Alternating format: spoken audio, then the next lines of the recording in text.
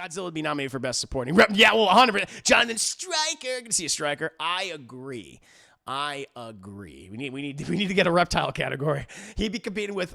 He would be funny. You know who would be? You know who would be the two people nominated for that category? Best Supporting Reptile. It would be Godzilla and Cillian Murphy in Oppenheimer. Which lizard man will take home the award? That'd be tough. I mean, I don't know. Each lizard boy, it was like, ooh, I don't know who I'd give it to.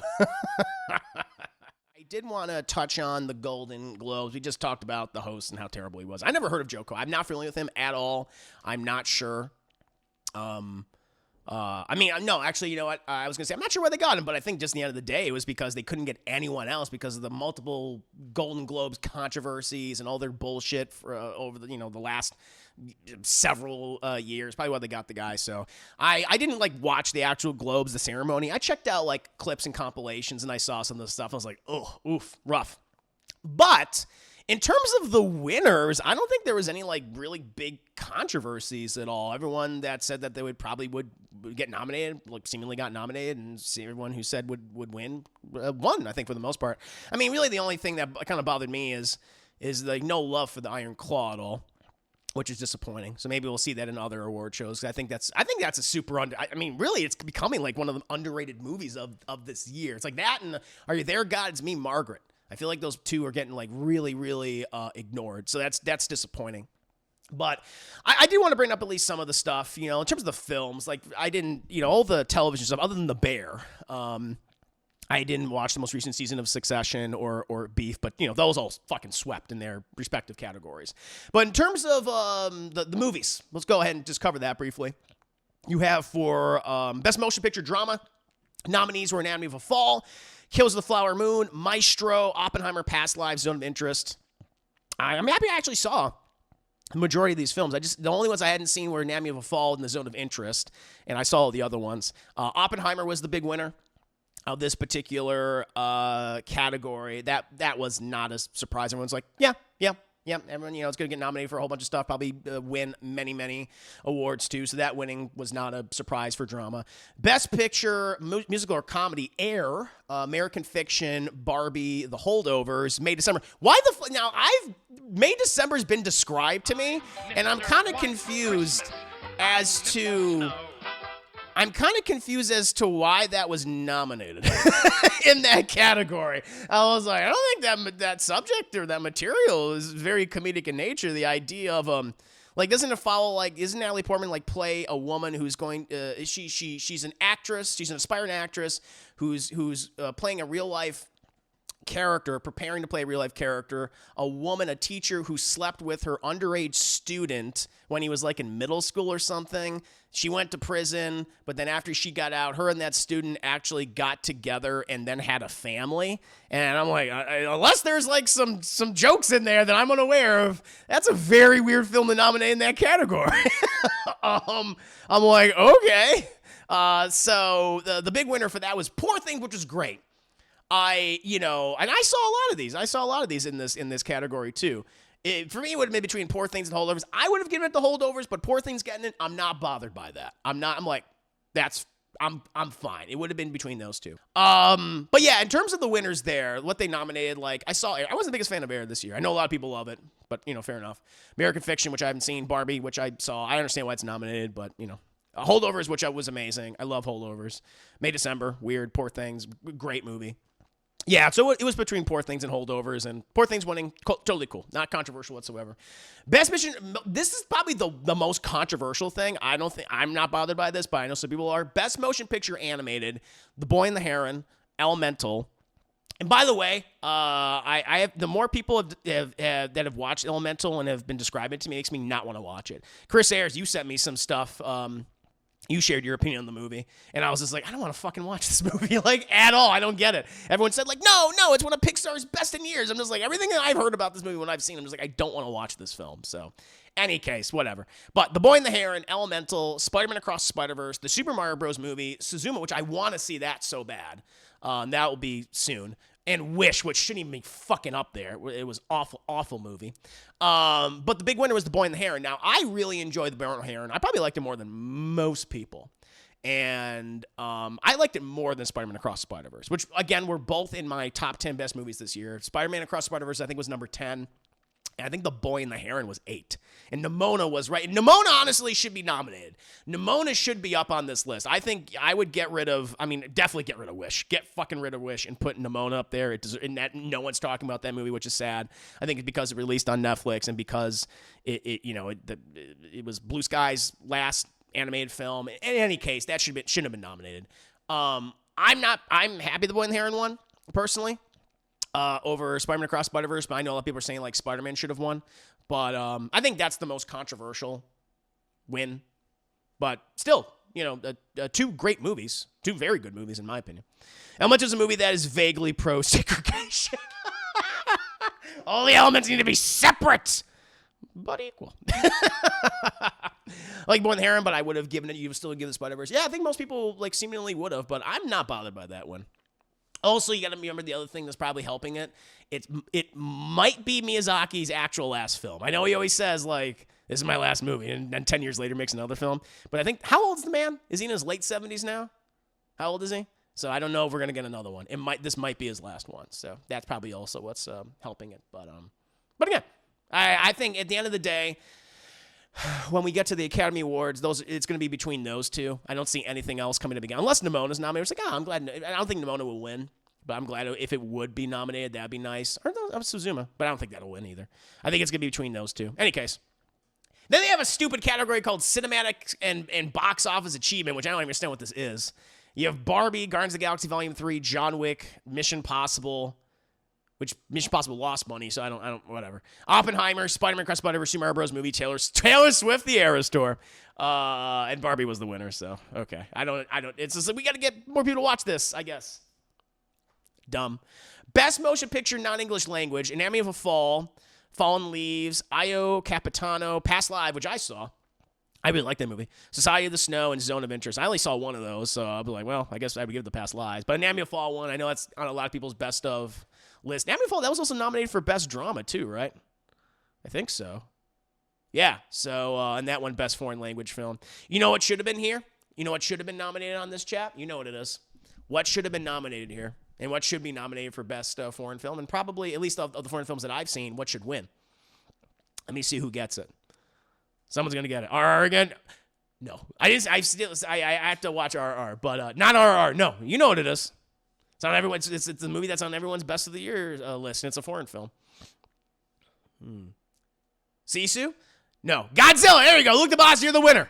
Godzilla, Deadpool following up Godzilla -1. That should be nominated, and I think Japan they submitted a different film for that, and so -1 should be nominated. In my opinion, and probably should win. But again, I haven't seen these other films, so I can't definitively say that. But I think it should be. It should. They didn't even know what they fucking had. I think that's what it was. They didn't even realize how good it actually was and what the reaction would actually be. I think that's absolutely what happened. So that one. That's my favorite movie of the year, and I forgot what the fuck. Oh no. It's just that it's like it's kind of like it's so obvious that it's what you don't think of. So I understand. But yeah, that one, best non-English language is Anatomy of a Fall, which I gotta watch now because that's on so many people's best of lists. This is a pretty competitive category. Best performance by a male actor in a motion picture drama: Bradley Cooper for Maestro, which I'm sorry I would not have nominated for him. Maestro to me is such an Oscar bait film through and through. And every aspect about it. And I know that it's a passion project for Bradley Cooper. I know he clearly loves Leonard Bernstein, but so much of that movie was just so fucking dull. And it's obvious that Bradley Cooper knows so much about him. And he makes the assumption that everyone else knows everything about Leonard Bernstein. He's like, I don't fucking know anything. I don't know anything about the guy. Other than like a few things, like some of his work. And he's like, no, we're going to concentrate on his fucking marriage. And I was like, this is not really interesting. And so I would not have, the fact that movie's getting nominated across the board is ridiculous to me. But Bradley Cooper for Maestro. Leonardo DiCaprio Kills the Flower Moon. Very good, but, he won't win. Coleman Domingo Rustin, which I have not seen. Barry Keoghan for Saltburn. Very controversial movie this year. Cillian Murphy, Oppenheimer, and Andrew Scott, All of the Strangers. Cillian Murphy won for Oppenheimer. I don't think that's really controversial. I think everyone was saying like, he'd be the guy and maybe someone else. Now we get to best performance by female actor in motion picture. Annette Bening, Niad, didn't see that. Lily Gladstone, Killers of the Flower Moon. Sandra Hüller, Anatomy of a Fall. Greta Lee, Past Lives, very good in that. Carey Mulligan, Maestro, and Kaylee Spaney, Priscilla. Lily Gladstone ended up winning for Killers of the Flower Moon for that one. Again, not controversial. I feel like she'll have a lot of competition, though, when it comes to the Oscars. When we get to best performance by a female actor in a motion picture musical comedy, Fantasia Barrino, Color Purple. I've not seen that. Jennifer Lawrence, No Hard Feelings, which is kind of one of like the big comedy in this category. I think it's like the only like what you would describe as like a straight comedy all the way through. Like none of these other movies I would say, other than like musicals, sure, which is weird to combine both of those, but whatever. Like that's the only like true. This is a comedy through and through, 100%. So it's like, yeah. Natalie Portman, May December. Alma Potsti, I don't know how to say her name, Fallen Leaves, Margot Robbie, Barbie, not surprising, Emma Stone, Poor Things, which she won, for me right now, Emma Stone is the one that I would give the award to. I think that's my number one. Like, what she does in that movie is, I mean, she just throws everything into it. It's a very physical performance. I mean, she goes from being a derpy baby to doing some of the most ridiculous and funny things like later on. What a wonderful performance she gave in that film. She's my top choice. And I think with Lily Gladstone, I think is great. She's her and De Niro and DiCaprio are great, but she's literally like Scorsese drugs her up for a third of the movie and she kind of disappears. And it's like we don't see her, where Emma Stone is just so much. She is the movie, along with amazing supporting performances that bolster her. But I think it's, Emma Stone. And so I'm glad she won. Again, not controversial. No Hard Feelings is fine. I think it works better as a coming-of-age story than a raunchy comedy. Yeah, I still got to see that. Female Simple Jack. She goes from being a derpy baby, and she goes from being a derpy baby Naya to a woman. Really, I've said this before. To me, Poor Things is the better Barbie movie. Not that I hate Barbie. There's actually a number of things I was thinking about recently that I really liked about it. And I think Margot Robbie's also very good in the film. She's very good in the movie. But to me, Poor Things is like weird Barbie, the movie. And I thought it was able to say a lot of the same things that Barbie did, but in a better way, where it actually...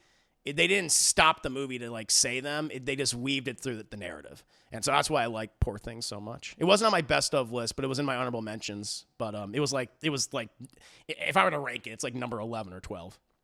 It's so good. Best performance by a male actor in a motion picture musical comedy. Nicolas Cage, Dream Scenario, which I wanted to see. Timothée Chalamet, Wonka. He's not bad. He's fine. He's just miscast in that movie, in my opinion. Matt Damon for Air. Like, all right. Yeah. Paul Giamatti, The Holdovers, obviously. Joaquin Phoenix, Beau is Afraid. Jeffrey Wright, American Fiction. Paul Giamatti, The Holdovers won. I think in terms of the best actor category for the Academy Awards, it's gonna be between Cillian Murphy and Paul Giamatti for Oppenheimer and The Holdovers, respectively. They gave great performances in both those films. I mean, if one wins the other, I'm sure some people will be like, how can Paul Giamatti win? The thing, like, they'll probably give it to Murphy, but I could see Giamatti getting it. I would not be surprised, I think that'd be kind of cool. I just so loved him in The Holdovers. Please, chat, check out The Holdovers. It's going to be it's a modern Christmas classic. It's such a good movie. I think I've watched it like 2 or 3 times. Since my first viewing, and God, it's such a great film. So him winning was great. So very happy that he won. It's gonna be between the two of them. Poor Things is like Barbie. If Barbie liked the fuck straight up, no doubt about it. Oh, let's see here. Best performance by a male actor in a supporting role. Another very competitive category in any motion picture. Willem Dafoe, Poor Things, was great. Robert De Niro, Killers of the Flower Moon, great. Probably gave my favorite performance in the movie. Robert Downey Jr., Oppenheimer. Ryan Gosling, Barbie. Charles Melton, May December, didn't see it. And Mark Ruffalo, Poor Things. This, I mean, very competitive. Robert Downey Jr. won for Oppenheimer, which, I'm not surprised at all. But Mark Ruffalo is also really good in Poor Things. So is Willem Dafoe, Robert De Niro. I think Robert Downey Jr. will probably be the guy that will get it later on for like Academy Award. His breakdown. Even though Oppenheimer like wasn't in my top 10 this year, there was a lot of great things about that film, very good things about that movie. Some things that didn't work for me, but like his performance as Strauss in the film is great. Who was head of the Atomic Energy Commission, and his breakdown scene is really brilliant. We're just like, fuck Oppenheimer. Like, I love it. And everything's like being revealed about like what he's been doing behind the scenes for all those years. I was like, oh yeah, like that entire moment was like, wow. Yeah, this is a really competitive category. You know, the only one I didn't see was May December, but everyone else did. All these actors did a fantastic job. All these guys did a fantastic job across the board. So really good. That's actually a great list of nominees. I gotta admit, a lot of these nominees are pretty good. And then we get to best performance by a female actor in a supporting role in any motion picture. Emily Blunt, Oppenheimer. I think she has like a good scene in the movie, but one of my issues of Oppenheimer, and really it's an issue of Christopher Nolan, and it's one that I think really just came to a head in Oppenheimer. Like, it's like, yeah, Christopher Nolan doesn't really know how to write women very well. He just really doesn't. Not to say that like he's a bad filmmaker, doesn't know how to write characters. It's like, no, I just feel like he really struggles with women. And I think a lot of that was on display with a film like Oppenheimer, especially if not Emily Blunt, excuse me, Florence Pugh's character in the movie, which I know she's based on a real life person. I'm just like, this is not working here. And she has like a couple of good moments. She has like one particular moment that I thought was good in the movie, but not to the point where I'm like, oh yeah, definitely, nominate her. It's like Emily Blunt's a very talented actress, but I honestly I feel like she was kind of wasted in the movie. That's just my opinion. But anyway, Emily Blunt for Oppenheimer, Danielle Brooke, Color Purple, didn't see, Jodie Foster for Niad, Julianne Moore, May December, Rosamund Pike for Saltburn, Divine Joy Randall for The Holdover. She won. Again, I haven't seen many of the films that these women were nominated for, Color Purple, Niad, May December, Saltburn. But Divine Joy Randolph did such an amazing job in the Holdovers. She was so good. She has like two particular scenes that really stand out in my mind. The one where her first initial big conversation with Paul Giamatti's character of Mr. Hunnam, where we learn more about her. And then everyone knows the kitchen scene at the house party. I was like, fuck, she did such a great job. So I think she's the favorite. She'll win everything. So I would not. Oh yeah. And Rachel McAdams. Yeah, I would have. Yes. I'll tell you right now, I would have absolutely 100% nominated Rachel McAdams over Emily Blunt. Rachel McAdams, she's kind of she gets so much to do. Again, no one's talking about Are You There, God's Me, Margaret. It came out so early, so much earlier in the year. And she gets so many wonderful scenes in that film. And there's the one scene. You know, matter of fact, I was thinking about this. I was thinking before I started doing my stream today. You know, I was like, because I know I'm doing these, you know, I did my lists and stuff. And I was thinking about doing like kind of like an awards thing later on towards Oscars, doing the Hermes inspired by Edgy Berserker, who has her own idea for her like awards. So I was like, oh, that's a really good idea. It'd be kind of fun and kind of, you know, like do real awards, but then also do kind of like fake funny stuff, you know. But I was thinking about just doing like my favorite scenes, like the best scenes, the best movie moments of the year and the worst movie moments of the year. And like her scene, she gets several scenes in Are You There, God's Me, Margaret, but she gets one where she has to explain to Margaret about her family history and the abuse that she went through. I was like, God, this is so well written. And her performance is great. So yeah, everyone's sleeping on her performance, which is sad. So yeah, I 100% would have nominated her over fucking Emily Blunt. And not to be like dismissive of Emily Blunt, you know, she's a great actress, of course, but her role in Oppenheimer, I think, was very underwritten. Very underwritten. The Hermes present the Golden Herman Award. It's me going, just staring wall-eyed. But yeah, Rachel McAdams, she deserves some recognition. Yeah, no shade to Emily Blunt. Yeah, no shade to her no, she's an amazing actor. She's one of the best actors working today. Of course. She's good, but McAdams left so much more of an impact. Agreed. There's like 3 scenes in the movie that made me water-eyed, and she's in all of them. Yeah, she's great. The Hermes present the Golden Herman Award. Godzilla would be nominated for Best Supporting. Yeah, well, 100%. Jonathan Stryker. Good to see a Stryker. I agree. We need to get a reptile category. He'd be competing with he'd be funny. You know who would be the 2 people nominated for that category? Best supporting reptile? It would be Godzilla and Cillian Murphy in Oppenheimer. Which lizard man will take home the award? That'd be tough. I mean, I don't know. Each lizard human, each lizard boy, it was like, ooh, I don't know who I'd give it to. We could put Leo in there. We could put Leo in there, too. We could put M. Sandler. Smash. Oh, man. Yeah, no disrespect to Emily Blunt. No, she's an amazing actress. More just like her role in Op. I was like, all right, whatever. Zac Efron, yeah, I feel like Iron Claw is just going to be completely ignored. I get that sense now. It's really sad. He should have been nominated for an Academy or for one of these. Best Actor. Destroyed their puss. Oh, Christ. Now, talking about worst movie moments this year, that is definitely on it. Like, I think I will do that. I don't know when I'll do it. I think maybe I'll do it sometime this week. I'll do best movie moments of 2023, and I'll do worst movie moments of 2023. Highlighting definitely some scenes in Oppenheimer, some amazing, some not so amazing. But that one scene, Jesus. Oof. See, shit like that is what kept it off my. I know everyone has Oppenheimer in their top 10 lists, and in some cases, the number one film. But it was stuff like that in the movie that kept it off my list. It was like, I just can't do it. Let's see here. I will say this about Emma Stone's win. Find me some more sport friends like Jennifer Lawrence and Taylor Swift because they were cheering her on. Yeah. I've always been a huge Jennifer Lawrence fan. And when I knew people would start hating her, I'd be like, don't worry. She's had make some bad movies, but she'll come back. She'll do well. Let's see her. And let's see the Iron Claw, man. It's good. Or Michael Shannon from The Flash, or his best lizard person. We can nominate him too. That'd be really good. Oppenheimer might want. No, 100%. No, seriously, I can think of. I literally, two scenes. The straws breakdown scene. Everyone would do like the Trinity test. I don't think I would nominate it. I would nominate the straws breakdown scene. And for best scene, one of the best movie moments of the year. It was great how that was opened. Very well done. And then the worst one was the one with Florence Pugh and Cillian Murphy. It's like did not work. Best Dafoe category is Willem Dafoe. It's just him in his various roles. That would be good. We got you see, you give me some good ideas here, Chad. I love it. Yeah, best Willem Dafoe performance this year, which he's done. He did like a couple. I like it, Chad.